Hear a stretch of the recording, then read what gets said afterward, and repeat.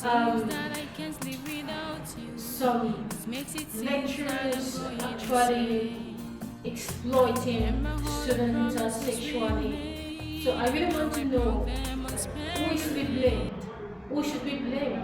Should we blame the student, or we should blame the lecturers? Who should we... Considering the present scenario of sexual molestation in the higher institutions of our country, we can apportion the blame into two categories. Some part of the blame should lie or should be on the lecturers and then on the students. Now let me start with the lecturers first. Okay.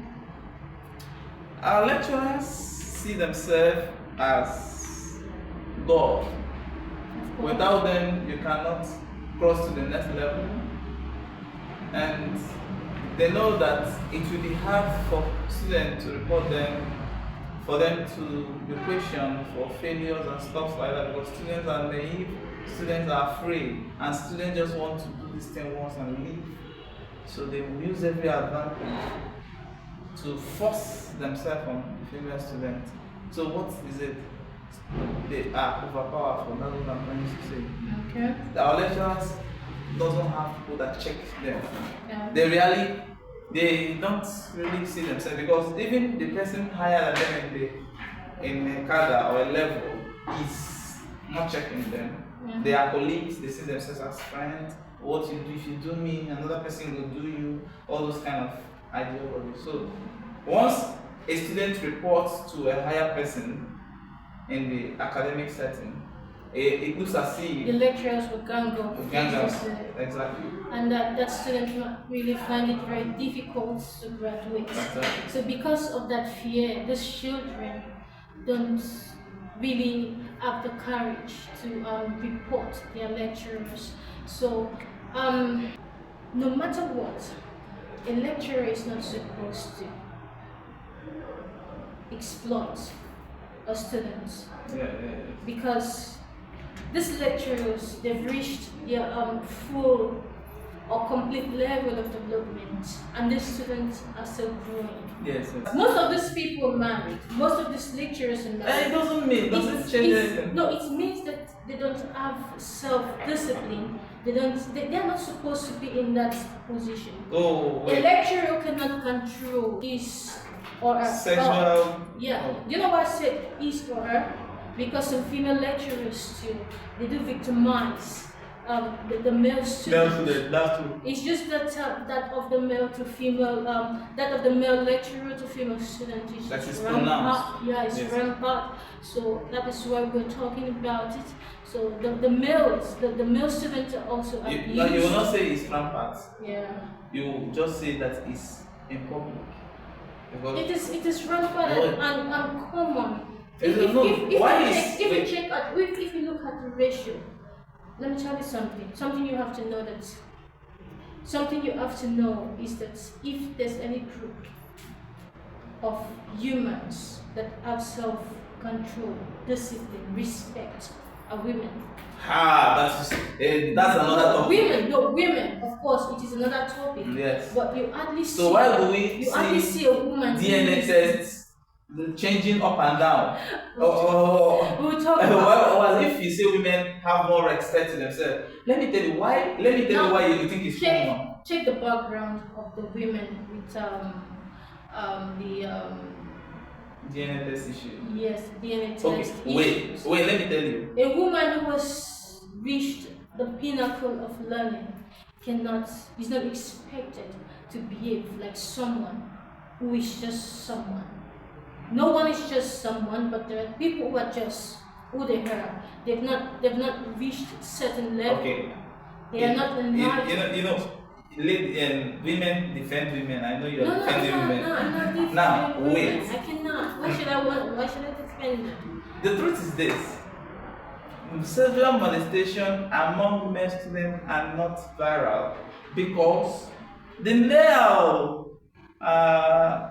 they see it as fun. Most of them see it as fun. Number one. Number two is that women are always seen as the weaker sex. So if you come out and say, the lecturer molested me, people will just laugh at you. Did you not enjoy it? Why you gonna talk like that? These things, No, you understand? it all depends on the age of the child.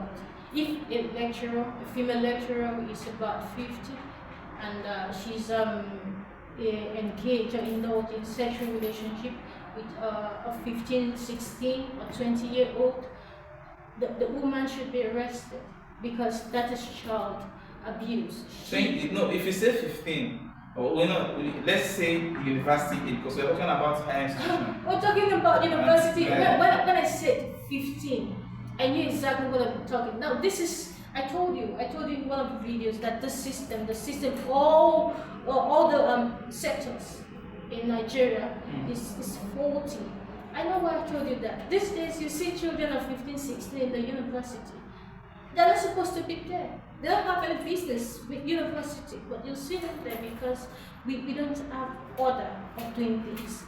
Now, it is not as if it is a crime for a 15 or 16-year-old to be in the university, but that should only happen if the child is a kind of gifted or talented. A child that is exceptional can be in the university. You know that this one is a genius, this one is exceptional, is talented, is gifted.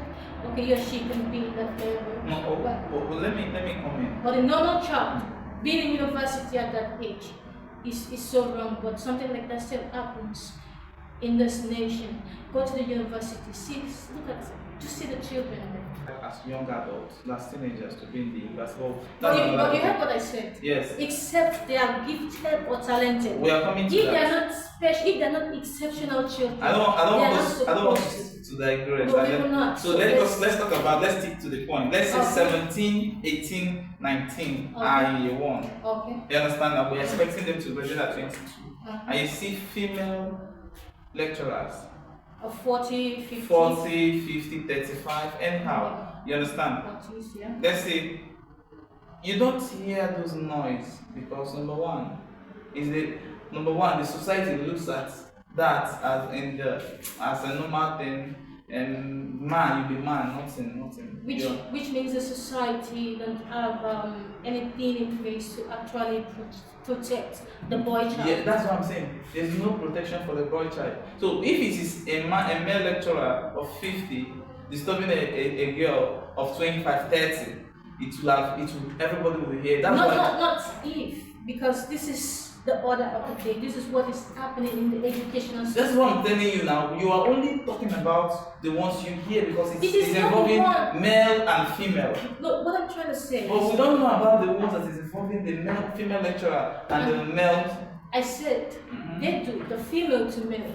Actually, female lecturers to male students really do happen, but the percentage is not that much. We can't determine the percentage because of our social what is it called? Our culture, the environment. We can't, because these people are not speaking up. Some of them, let's say some of them, they say, oh, this thing. Some of them like those rubbish. Okay, if they like it, if they like it, what happens? If they like it, it means that they see nothing wrong with it. There's nothing wrong with it. Yes. So if they see nothing wrong with it, does it mean that we shouldn't talk about it? That's what I'm telling you. The society is silent because these students, the lecturers take them out, make them do good grade, and also use them as a medium to collect money from other students and make them live well in the university, so they don't talk about it. So the female students are only talking about it because. Do you know that some lecturers actually sexually arrest students in their office? They do penetrate students in their offices. That's what I'm saying. They do those things in their offices. But what will happen is this: that these ladies don't voice out. But now, if you say they don't penalize them, why is it that they are scared of these things? But you heard what I said. That if these children complain, that all the pedophiles will gang up against them. Sure, that is. And the students are aware that this is what is going to happen to them if they complain. So they just decide to keep quiet. So we should build up a system where Yes. we can protect our students in the university, where we can send our children out there and we'll be rest assured that they are in a safe environment. The people, some of the university lecturers are wolves, they are dogs. Your children are not safe in their hands. The children are there, they're supposed to see these children as theirs. They're supposed to care for these children as their biological children. They're supposed to provide this parental care for the children, but they don't. Any given opportunity they have, they use it to devour the children. Do you even know that some lecturers are always waiting for the next freshers? They are waiting for year one to come in. So they will refresh themselves. Yes, yes. When they're done with this, Everything still lies on corruption and bad management. So now what we're talking about is why do these people do this? Who should we blame? Should we blame the students? Or should we blame the lecturers? I've said something about the lecturers now. I've said that the lecturers see themselves as not accountable. They are not accountable to anyone. Yeah. You understand? Then another reason is the students have more of the blame, though it may not be general to students. If you see female students dressing in crop top, half naked to lectures, wearing mini skirts that is showing everything inside them to lectures, and these lecturers are also human beings. Yes, self-control comes, but something, if you push them to temptation, they may fall into the temptation. So why are you pushing them to why are you entering the office with those things? Now the dress code. I am not actually supporting indecent dress, but you cannot give that as an excuse that you are abusing, harassing, exploiting these children because of the way they dress. Like I said, this girl can be your child. You are trained in certain, these lecturers, they're all trained in certain way, which means they don't have good moral conduct. That is why they are falling. If a child dressing decently to your class, send the child out of the class. Like it's a university. Yeah. A child comes to your office dressing indecently. Send the child out of your office and tell the child if she tries that again, that she is going to fail your class. Dress well when you come into my class. Good. That's it. That's when your morality overcomes the cravings of your spiritual being. If a lecturer, what is stopping their morality, their moral? If a lecturer has been is used to this reckless life, then a lecturer is used to reckless life. It's not supposed to be a lecturer. It's not supposed to be a lecturer because of the kind of people you'll be dealing with. That is what does it. See, the system has a lot of faults that need to be corrected. Yes, some lecturers that are these devourers don't have the moral standard to stand or to conduct themselves appropriately in the presence of students. So when a student now pushes these lecturers to the wall with their naked style of dressing, and now I have to blame the students. Why would you go into a lonely lecturer's office, knowing fully well that this man is in a relaxed position and he will ask for this thing, and you dress that way? You are asking for something. And then why would you be some students suggest, sir, I can do anything. Some students say, sir, I can do anything to get this grade. That's not enough. Now let me tell you something. Every university in Nigeria, when they're issuing out their certificate, they do it on two bases. You must be worthy in character and be worthy in learning. A lecturer that becomes a lecturer means that lecturer is worthy in character and in learning. So if a lecturer still feels that these children, they're children, these children are the ones seducing them, and they are falling, sleeping with the children in the offices, it means that the lecturer may be worthy in character, but the lecturer is not. The lecturer may be worthy in learning, but the lecturer is not worthy in character.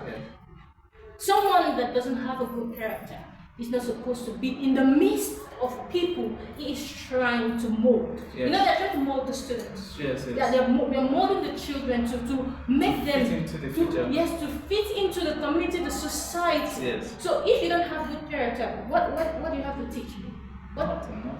Yeah. So as a student, you are supposed to dress well when you are seeing a lecturer, even when you are going to class. yeah. Because it is also this same reason that causes the aggravation or the increase in the proliferation of rape cases in the universities. So most girls don't say what they see. But when you have erotically influenced a man and a man that is lacking self-control, because it's not everybody, then you are going to face the consequences. So they should learn to dress decently. Since they know that our society doesn't have much institution, we don't have things placed in position to monitor this thing. We don't have cameras in the lecturer's office. We don't have cameras in the dark places. So we are not supposed to have cameras. No, this is it. I still disagree. You cannot tell me that it is the dress code that actually makes the lecturer to misbehave. Someone who is or who was indisciplined at home will take it outside. They all act wrong from lecture. I'll take that. They didn't have all the lecturers that abused students, sexually harassed students sexually, did not have good upbringing. We blame their parents. They have zero moral standard. That's number one. The only aspect I can blame students is not studying. Not some students don't study. okay. That's the only place. That's type of it. Yeah. If a child doesn't study, or if there's no way a lecturer can victimize you. If you studied and you knew what you did, you know what you're doing within the school community, a lecturer cannot victimize you. A lecturer can actually come to you and express his feelings. It's up to you to say yes or no. But forcefully victimizing you, some lecturers are still doing it. You will not. They will. Unless you are just intelligent but you're not brilliant. If you're intelligent, you're brilliant. If a lecturer victimizes you, I don't want to say anything. You victimize a lecturer. So listen. It's not. These things are different happens in a different pattern in different places. A lady can be very brilliant, doing well, and the lecturer will mark him down and say, if you don't, just like a lecturer will stop a guy that is very brilliant from graduating because he wants money from him. Yeah. You understand? So what happens is that... Or maybe they are fighting over it. They are fighting over something. Now what happens is this, that our lawyers are not active. Like, there's no legal system that can actually aid these people. So when you talk about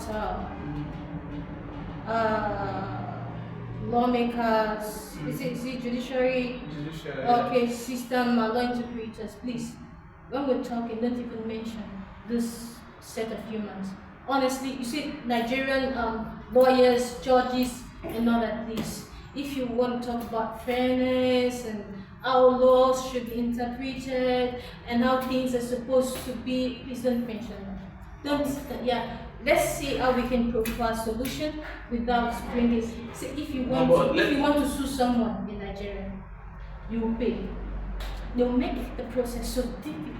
Their interest is in money. It's money, yeah. That's if you and I contest for election and you pass, as long as I have money, I give it to them, they can bend the rules. They bend the results, yes. They'll bend the rules, so don't mention them. Because but I just believe that they said that drives me crazy in this country. I still believe that there are some of them that have conscience. But the problem, my advice to any lawyer is that these small cases like student lecturer stuff, student can report to you and you can take it up. I think if you become a volunteer advocate something like that. I don't know. You know what? I actually wanted to set up a non-governmental organization that can actually help students who are going through things like this in the university, because no one may be able to listen to them, but I know what they may be going through, and I think I would love to support them. If a child complains that the lecturer harassed her sexually, we take it up from there. We show the lecturer what's up. We raise that range up, we shake it, shake the lecturer. You don't do that. You don't use your position to victimize, to do what? Don't use your position to oppress children. Don't do that. So what I'm saying in a nutshell is that though you are still countering the fact that the student, I just believe that both the lecturer and the student should have discipline, and the student should learn to do their work themselves. You understand? Let them learn to read and let them learn to dress properly. And lecturer should control whatever that is. They should leave the students alone and look for what gratification or self gratification elsewhere. So that's what I'm trying to say. Do you know that some of these lecturers are cursed?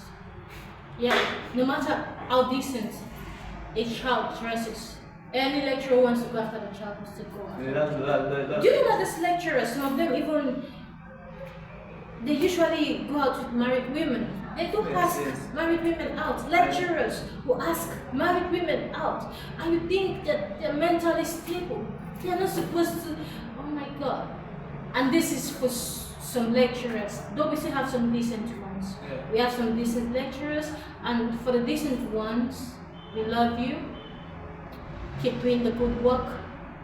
We cannot reward you, but God can.